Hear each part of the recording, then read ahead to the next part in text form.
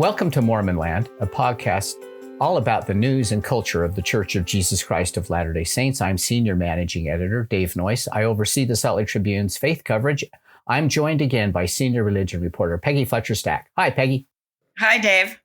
Before we start, here's a quick ask. We invite you to go to patreon.com, where you can access all of the Tribune's faith coverage, podcast transcripts, and the full Mormon Land newsletter. Again, that's Patreon, patreon.com/Mormonland. And if you haven't already, please follow us on Instagram at mormon.land. Now for today's show.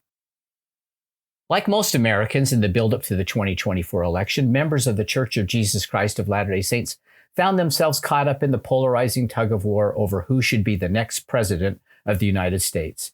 4 years ago, a number of Latter-day Saints, for decades a reliably Republican voting bloc, had bucked Donald Trump and backed Joe Biden, helping to deliver a crucial battleground state, Arizona, for the Democrat. Those forces were at play again this time in Arizona and neighboring Nevada for Kamala Harris, with the Trump campaign courting Latter-day Saints as well.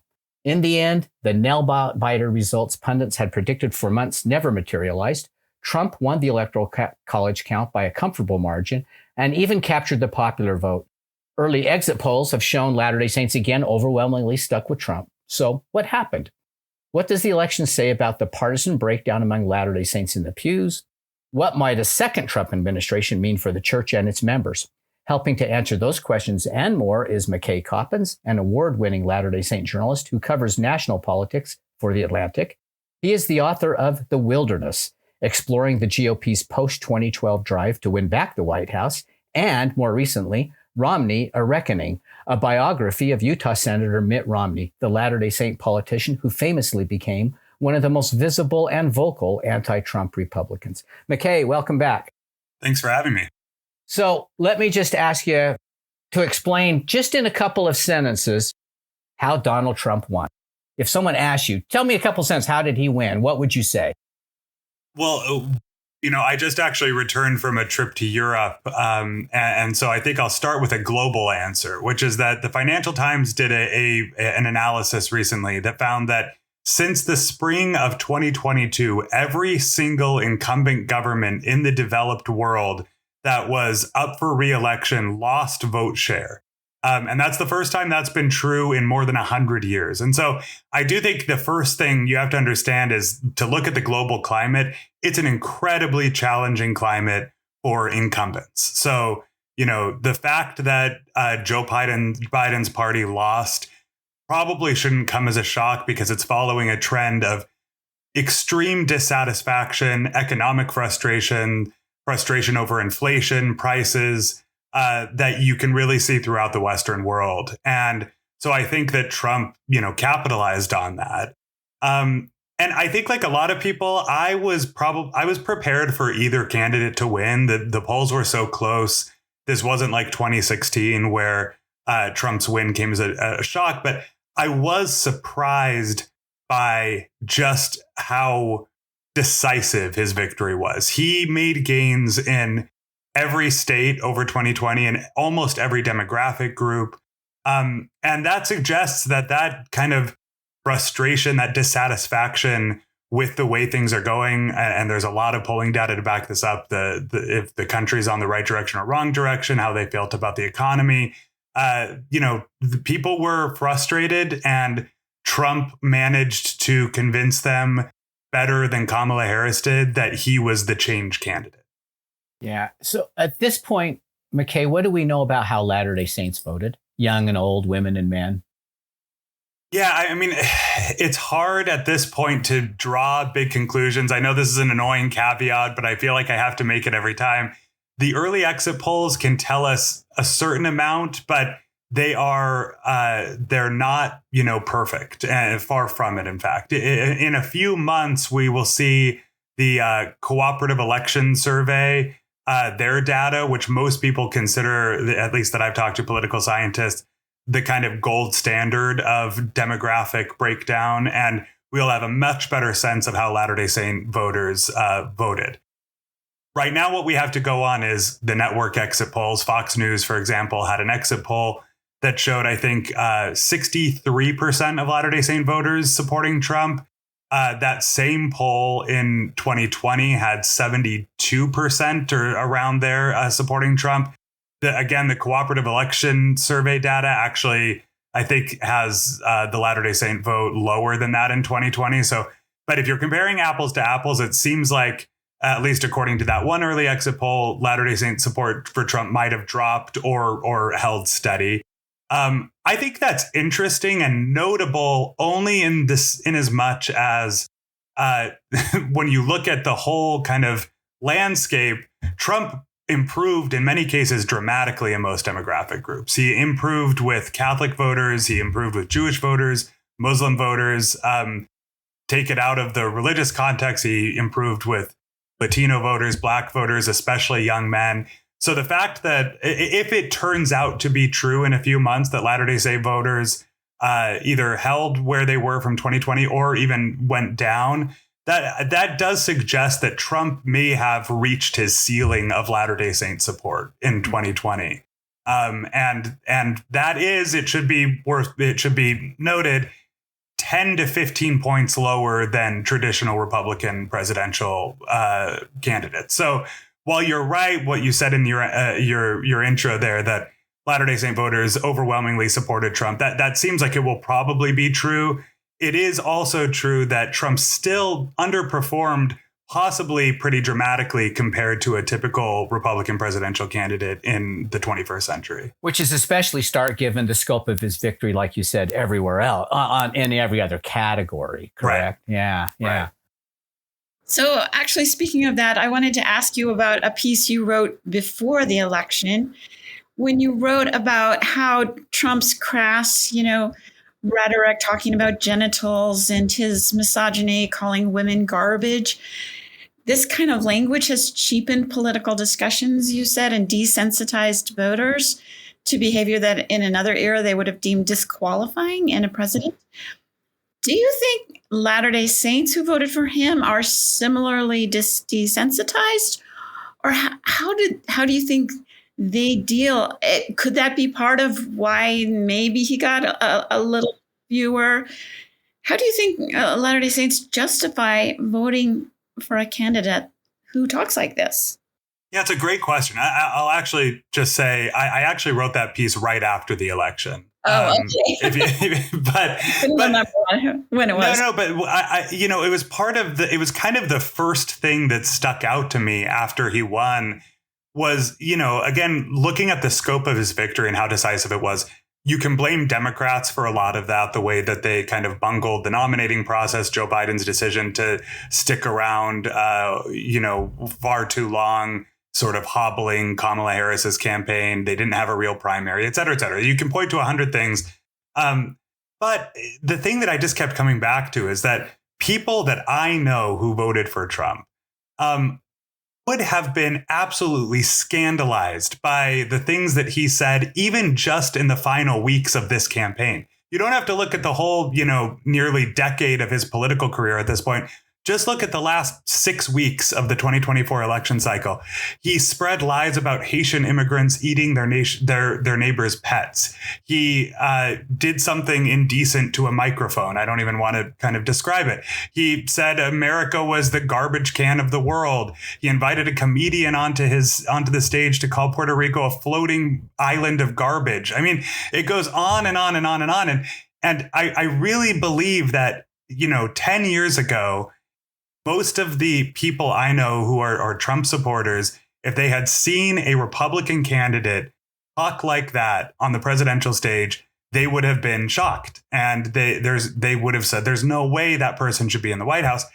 Not only did those people vote for him, I think for the most part, that stuff didn't bother them at all, and there are a number of reasons for that. And after the piece came out, I actually heard from some of my Trump supporting friends who engaged, to their credit, in kind of a good faith conversation about this. And, in some cases, they felt that some of those things I just mentioned were taken out of context, that in some cases they thought that he was joking, and that, the reaction in the media and from Democrats was just humorless.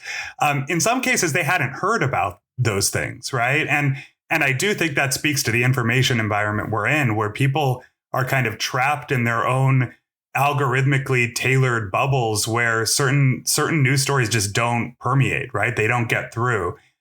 So that I think that's part of it. But I think people who are voting for Trump for the second or third time at this point long ago created a permission structure for themselves to support somebody whose character and behavior is far beneath the standards that they would have set for presidential candidates in the past. And we've all heard the rationalizations. I don't have to rehearse them all here. One of my favorites, though, that I actually asked Mitt Romney about one time is that, when I hire a plumber, I don't ask to see his temple recommend. I just want to know if he'll get the job done. And that's the Latter-day Saint version of it. There's a lot of different ways to put that outside of the kind of Mormon realm. But I once asked Mitt Romney about that, and he kind of got really agitated. And he said, well, do you care if the plumber screams at your kids? Do you care if he rips you off? Do you care if he squeals out of your driveway? Romney's point was that character matters in every facet of life, right? And certainly when it comes to a president of the United States, there's no getting around the fact that his character trickles down to the rest of the country, right? Whether we think it should be this way or not, a lot of people look to the leader of the country, the political leader of the country, as an exemplar of some kind. And when he is as crass and vulgar and abusive and cruel as Trump is, it can't help but have an effect on how other people behave. I mean, you just have to look at the state of the political discourse in this country now compared to 10 years ago. And it was not great 10 years ago, but it is undeniably much worse now. And you can blame Trump's opponents for part of that. Certainly, nobody is blameless, really. But Donald Trump is the kind of singular figure in modern history when it comes to lowering our expectations of presidential behavior. And that is something that has kind of really just been on my mind since this election.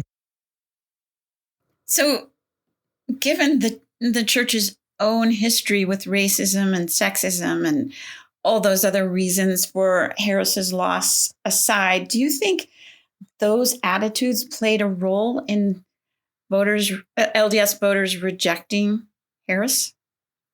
Well, so, I've been wondering about this. I think that Harris was uniquely ill-suited to kind of picking off center-right, former, traditionally Republican Latter-day Saint voters.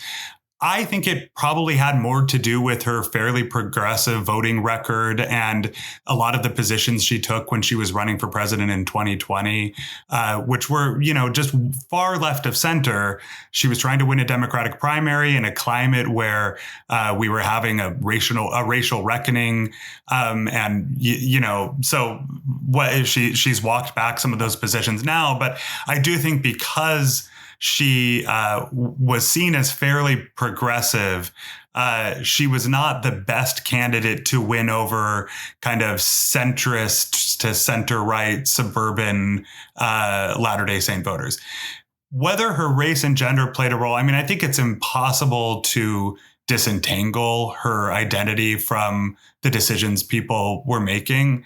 Does that mean that a Black woman who holds more conservative positions couldn't win Latter-day Saint voters if she won the Republican nomination? No, I think she could have. But I do think we'll be thinking through and talking about that part of the equation for a long time, and not just when it comes to Latter-day Saint voters, but just in general, American voters pretty kind of decisive rejection of now the only two women to have won the Democratic nomination. What does that say about voters' attitudes toward gender, toward women in politics, toward women in power? I think that's going to be an ongoing conversation. So last year, McKay, the church's governing first presidency notably warned against straight ticket or straight party voting, calling it a threat to democracy. Seeming to send signals that U.S. members can and perhaps should consider casting ballots for candidates other than Republicans, since most members in the U.S. were overwhelmingly Republican. Do you think members view it that way? Is that, or did that have any impact? Again, I would love to see the best data, kind of the exit poll data in a few months to see if there was significant ticket splitting among Latter-day Saint voters. Anecdotally, I did meet voters who said that they couldn't support Donald Trump, but that they were going to vote Republican for Senate and House, with the idea being that a Democratic president, but a Republican Congress to hold her in check. I know some people who voted that way. I don't know how widespread that phenomenon was. That messaging, though, I think is really interesting. And I think it's pretty at odds with the way that, frankly, most voters vote, and certainly traditionally how most Latter-day Saints have voted.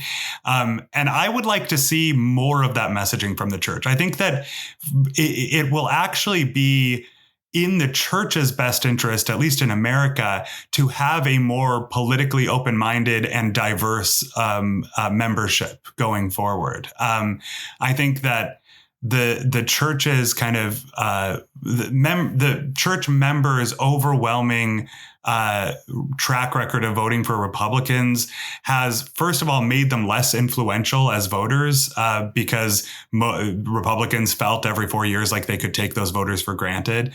And then secondly, I think that it's just not healthy. I think political partisanship is not a good way to approach complex and important civic questions.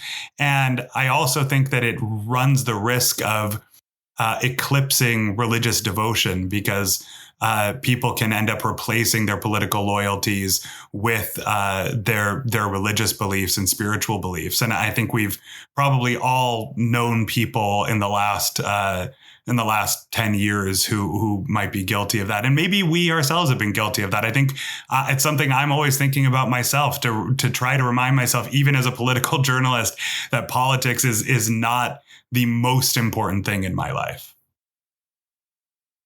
So I think you've written about also the outreach efforts of the Harris and Trump campaigns. How effective do you think? I mean, even hilariously a little bit about the Trump. Yeah, I wrote a piece in a few weeks before the election called, I think, "The Comically Terrible Rollout of Latter-day Saints for Trump." This effort was especially kind of ham-fisted. Just to go through a few of the lowlights, the Trump campaign launched this group in the fall. It was one of their coalition groups that aimed at Latter-day Saint voters. They had a bunch of these. They had Latino Voices for Trump and Catholic Voices for Trump. Latter-day Saints for Trump launched from the very beginning with a kind of blunder. They had a big picture on the homepage of their website of President Nelson. And when a reporter from the Deseret News asked the campaign if they had gotten permission to use his picture, they quickly scrubbed it from the website. So thus, I think, answering the question. Then a few days later, people on social media came across a website that was selling koozies and coffee mugs that were branded Latter-day Saints for Trump. Apparently, whoever was responsible for that didn't realize Mormons kind of famously don't drink coffee or alcohol. And then, several of the events that they held conflicted with religious, activities. So they held a rally and a corresponding Zoom session on Sunday, which they kind of rebranded as a fireside, Latter-day Saints for Trump fireside. The first canvassing event where they had volunteers go down to Nevada to kind of knock doors for Trump took place on General Conference weekend, which the Utah Republican chair admitted was a challenge for scheduling. So you put all these things together. No one of these things is necessarily like a deal breaker for voters, but it did suggest that the Trump campaign was kind of unusually bad at pandering to Mormons. And I think that actually gets at what I was just talking about, which is interesting. For so long, Republicans, certainly at the national level, felt like they could take Mormon voters for granted. And they basically could. It's also true that Mormons were clustered predominantly in states that were not up for grabs. And as the electoral map has changed, as Arizona and Nevada have become increasingly important battleground states, states. These are states with a lot of Mormon voters. It's become important for the campaigns to kind of, even at the margins, try to pull a few percentage points worth of voters toward them. And also because in the Trump era, Latter-day Saint voters have been significantly less loyal to the Republican Party. The party has realized up to a point they couldn't take these voters for granted, but they have no idea how to reach out to them, how to try to persuade them. I talked to Rob Tabor, the head of Latter-day Saints for Harris Walls, and he was actually making an interesting point. He said, people like me who are lifelong Mormons and Democrats are really used to trying to persuade our co-religionists to see politics the way we do, because we could never take for granted that, people in our wards were Democrats, right? Republicans could take that for granted. So they didn't really ever need to engage in persuasion. And so now that they're in this kind of contest of persuasion, at least again on the margins, the Democrats kind of feel like they have the upper hand, and Republicans are sort of groping around in the dark to find a way to connect with disaffected Republicans who are in the church. And I think that'll be a really fascinating dynamic to follow in the coming election cycles. Let's jump now to a Trump administration, a Trump 2 here. If the president-elect enacts some of his anti-immigration policies, including mass deportations, how do you think the church might react, given its publicly stated, rather immigrant-friendly policies, including support for Dreamers and opposition to splitting up families? Yeah, I think it's going to be one of the most the most important stories to follow, both from just kind of a generally, patriotic, civic American standpoint, but certainly if you're looking for tensions between the church and the Trump administration, I think that the kind of worst case scenario of a mass deportation program is one where you could see some pushback, certainly from church members, but also even institutionally from the church. You'll recall in the first Trump term, one of the biggest kind of crises that they faced, at least pre-COVID, was when the administration started undertaking this family separation policy, where they were taking children away from their parents and holding them in separate detention centers at the border. There was enormous backlash, a popular backlash. Trump's approval ratings took a pretty big dip. Democrats and even some Republican elected officials started criticizing the policy. The media kind of focused on it nonstop. And as I recall, the church did issue a statement calling for I think, humanity and a Christ-like approach to immigration.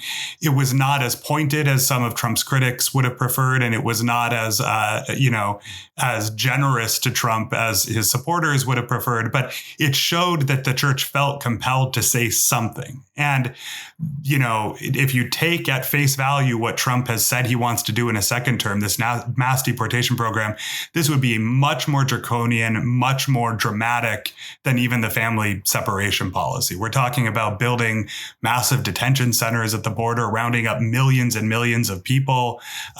This is going, if he follows through on it, and I do think there's an open question about how much political appetite there will be even in the Republican Party for something like this. But if he follows through on it, I can imagine this drawing some pretty strong pushback from religious communities, Latter-day Saints included. Yeah, President Nelson, shortly after he became president, his first public policy statement or position was in support of the DREAM Act. It wasn't necessarily a new position, but it's the first one he emphasized. So it does seem like the church might be willing to push back, as you say, on those things. I'm just wondering if the members are in the same place. Well, again, I think, I mean, look, it's very hard to speak for millions of Latter-day Saints who hold obviously manifestly diverse political views. Sure. That said, given the reaction to the family separation policy, and given the rather large amount of political science literature that suggests that Latter-day Saints are, even conservative white Latter-day Saints in America, are significantly more open to immigration than, for example, white evangelicals and other elements of the religious right, I do think you would see pushback from members. Certainly not everybody. I'm sure some members voted for Trump because they wanted mass deportations. But I actually think that this would be one of those issues that would transcend partisanship, ideology, and would draw some serious backlash. Maybe I'm being overly optimistic, and again, I don't want to disregard the reality that there are plenty of Latter-day Saints who want pretty draconian immigration measures. But I tend to believe that I think that we collectively in the press and just observers in general have kind of failed to really think through what this will look like, a mass deportation program. It's going to get very, very ugly. There's just logistically deporting that many people will be a humanitarian crisis. And I think that once those stories start getting out, once those images, those videos, the kind of human interest stories that show just how ugly this is, I think that it's very likely that it will draw significant backlash. Again, this is all, though, premised on whether he actually goes through with it. And one of the things to remember about Trump's administration is there's no point in predicting, right? He is so unpredictable and changes his mind himself day to day, minute to minute, that it's really hard to kind of make confident predictions about which policies he'll actually follow through with. Remember, the church also pushed back on the Muslim ban. Mm-hmm. The church. And on immigration, I will just say, I don't know if you know this, I wrote a story about the fact that the church actually never asks members about their status. And a fairly high percentage of Utah Latinos happen to be undocumented, fully active in the church, including stake presidents, bishops. I think it just, as pragmatically speaking, I have a hard time thinking the church wouldn't at some level speak out about that. Well, that is the other kind of reality that the church would be dealing with, is that you would have swept up in these mass deportations church leaders, families that are kind of the backbone of various branches and wards throughout the country, and that would trigger backlash from a lot of their fellow members in their wards and stakes. So, I served a mission in Dallas, Texas, Spanish speaking, and I know from firsthand experience that a lot of the members of these wards and branches who are really kind of important to the functioning of these congregations. They do a ton of service. They, show up early to set up chairs and to, teach Sunday school, and they run mutual and all those things. A lot of them are undocumented. And you're right that the church doesn't ask about their status. The church has made very clear that they want a humane policy of immigration enforcement that does not that prioritizes keeping families together. I just think that if we really think through what it would look like to have a mass deportation policy performed, it would inevitably trigger some outrage from even very conservative Trump voters who know these people. And I think it's interesting to think about, because this is just one small slice of the broader electorate. And there would be versions of this Mormon story playing out in every religious community in the country, in schools, in workplaces. And this is why, again, I think it's kind of one of the least politically viable programs that Trump has announced. The thing is, he's a lame duck president. He's not running for a third term, so he might just go ahead and go through with it anyway, even if it is very unpopular. So I want to ask a question, a religious question again. Some of the evangelical Christians that I follow kind of see Trump as some kind of Christian savior, that God smiles on him. God wanted him to be the president, saved him from the assassinations.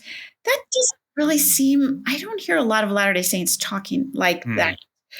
How am I wrong? I mean, do you hear that? No, yeah. I mean, I'll answer kind of just speaking anecdotally, but based on a lot of reporting. I actually wrote a story for The Atlantic earlier this year about the prayers that are offered at the beginning of Trump rallies.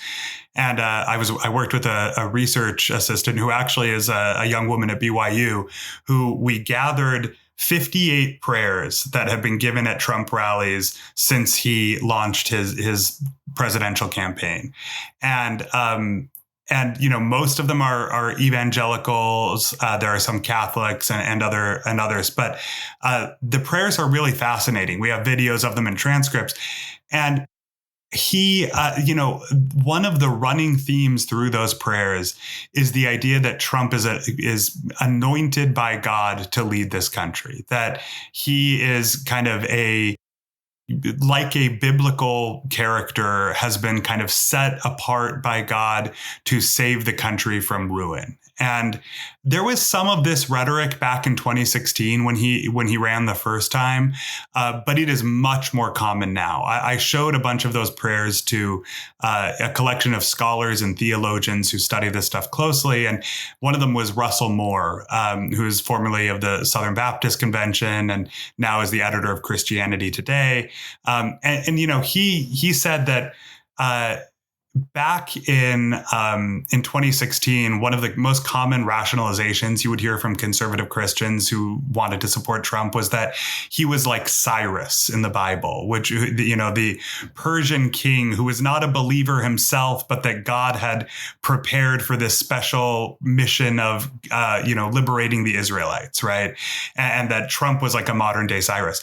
But what's interesting is Russell Moore said, I don't hear that rhetoric so much anymore. Now, a lot of those same supporters have just talked themselves into the idea that Trump is a godly, almost prophetic figure himself, right? That he's like Paul or these other kind of straightforwardly heroic characters in the Bible. And I have to say, I agree with you, Peggy. I have not seen that very much among even Trump's most kind of vocal Latter-day Saint supporters. Now, they will say, look, he's doing great things for the country. And a lot of them did lean into the idea that God saved him from the assassination attempts. But I did not hear from them this idea that he's a special anointed figure, anointed of God. And I have a couple of theories about why that is. I don't know for sure. I do think that in kind of Latter-day Saint theology, the way that we understand kind of the priesthood and the way that the church is set up in this kind of hierarchical fashion, there isn't quite as much room for a kind of non-Latter-day Saint politician to be slotted into that hierarchy, right? And certainly I think Latter-day Saints would feel uncomfortable with comparing him to a prophet, given their own beliefs about prophets. But it is an interesting distinction. I don't know that means that they're not as supportive of him as white evangelicals. I think that they have the same level of support. They just kind of conceptualize him as differently than some evangelicals do. It does seem more like what we talked about earlier, which is they might find him crass and terrible, but he's doing good things or his right party or policy or whatever, but not like he's somehow ordained of God. I just don't hear that among Latter-day Saints. Okay, so how do you think the church could benefit from having a Republican, especially Trump, in a Republican-controlled government, basically? Mm-hmm. Yeah, I mean, I think that if you asked Trump's more thoughtful Latter-day Saint supporters about that same question, a lot of them would point to the judicial appointments that he made in the first term, the fact that he cemented a conservative majority in the court that will most likely last a generation. Especially on kind of religious freedom questions, the court has overwhelmingly taken a pretty broad view of religious freedom, which also happens to be one that the church shares. And so on those questions, I think that the church will have an ally in the Trump administration. That said, a lot of those kind of big religious freedom questions have been settled already by the conservative Supreme Court. And so I'm not sure how many big definitive cases there are left that the church will benefit from.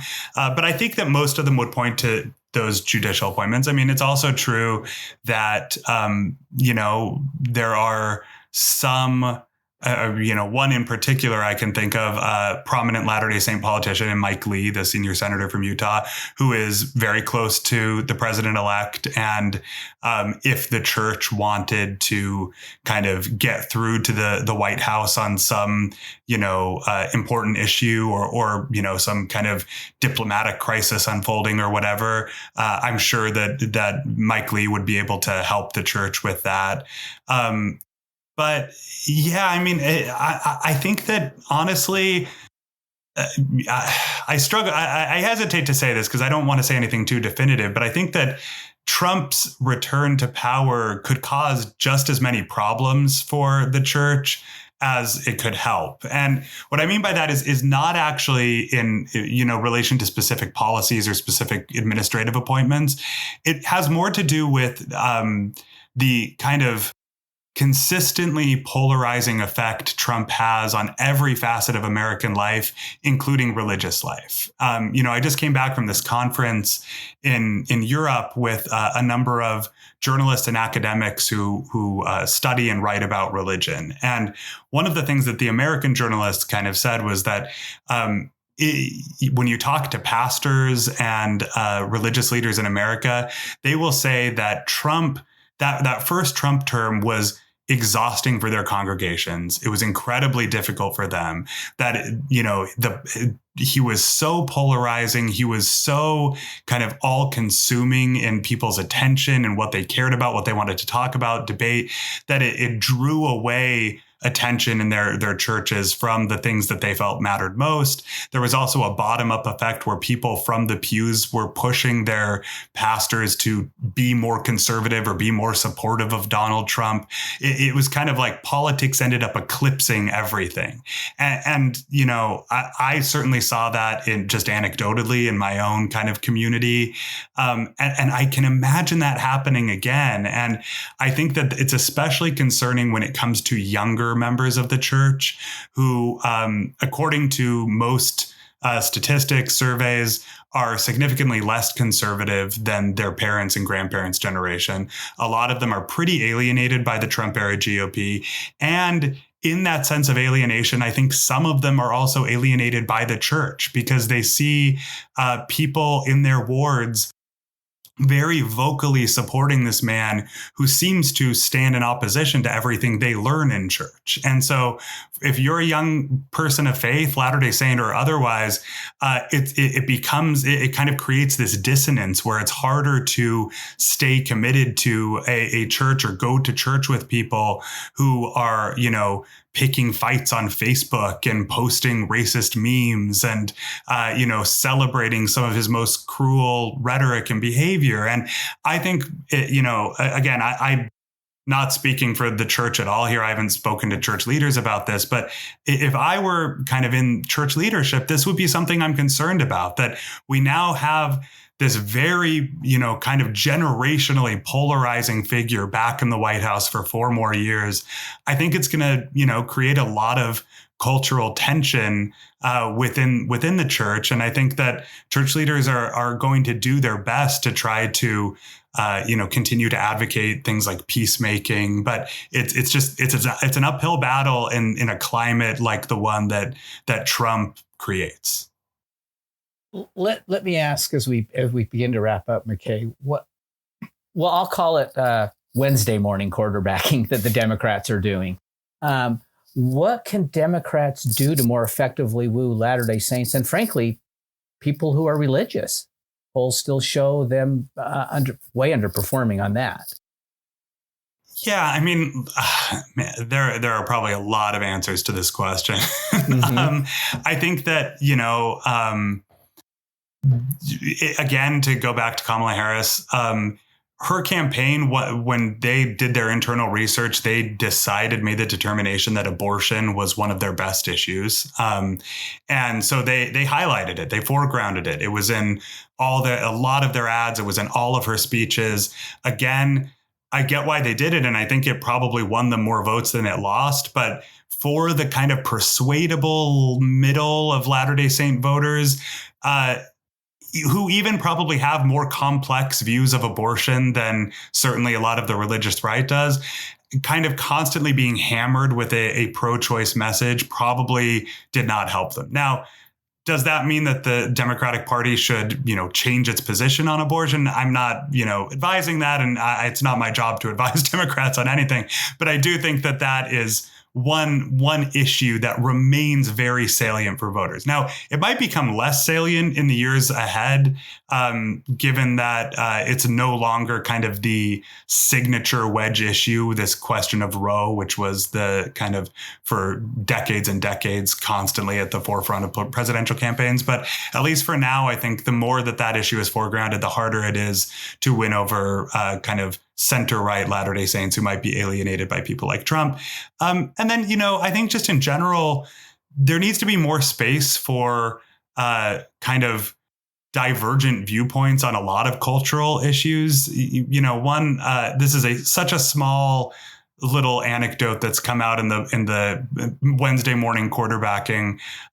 But Kamala Harris had an invitation to go on Joe Rogan's podcast. Stick with me here. I promise it'll get around to a point. But the reporting is that she was seriously considering it. Donald Trump had gone on the podcast, but that there was significant pushback from their younger, very progressive staffers on the campaign who couldn't imagine their candidate going on a podcast belonging to somebody who had said kind of very controversial things in the past about vaccines and race and all the rest.